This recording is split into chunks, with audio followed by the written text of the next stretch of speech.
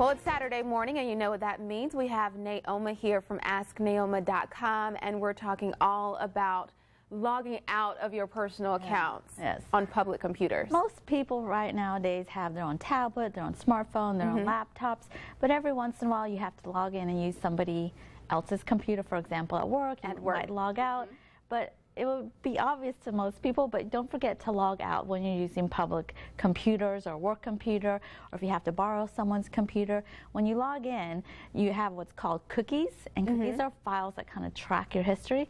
So not only do you have to log out, but you should also delete your cookies, delete your browsing history. So if you're using Firefox, Chrome, or Internet Explorer, the easiest way to, a shortcut to use to delete all your browsing history is use Control-Shift-Delete. It'll bring up a pop-up and it'll ask you how far back you want to delete your browsing history. So that's an easy thing to do, to delete that. The second thing is when you're logging into, let's say, Facebook, and it has that little check mark, keep you logged in, make sure you uncheck that and do that, and then clear your cookies. So there's a lot of things you can do to make sure that you're not going to be, someone coming in after you and maybe stealing having your email that you use to log in, where they can also spam you. So if you're using a library or work or someone else's, again, you should just always be careful of that. Okay, and what was Control-Alt? Control-Shift-Delete. Will delete your browsing history. It's a quick shortcut to use on any browser that you use. Okay, so that is the same as actually going on the tab and clicking deleting browsing history. Yes, it's just a shortcut. Yes, exactly. Okay. And then you might want to go a step further and clearing your cookies. Cookies are not a bad thing. When you're using your own personal computer, it'll keep you logged into sites that you use often. Okay. So, but if you're using a public computer or something that's not yours, you might want to delete that too before handing over that computer to somebody else. Okay, yeah, I think I've gotten on a few computers here at work, and I'm like, this doesn't look like my Facebook account. Yeah, so as you start typing in your login, it might automatically kind of pop up your username, so delete those, and then that will help.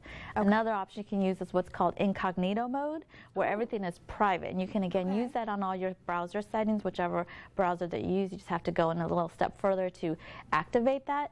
But it's a good thing too for if you want to maybe go in incognito mode, even if you're using personal. If you do a lot of shopping online, cookies again tracks what websites you use, which browser you're using. Okay. But if you go in incognito mode and then have another browser open, and let's say you're doing shopping, seeing if you're getting the same prices, because these cookies are tracking what you're doing and advertisers. Oh, okay. So hey, log in as yourself and log in on incognito mode.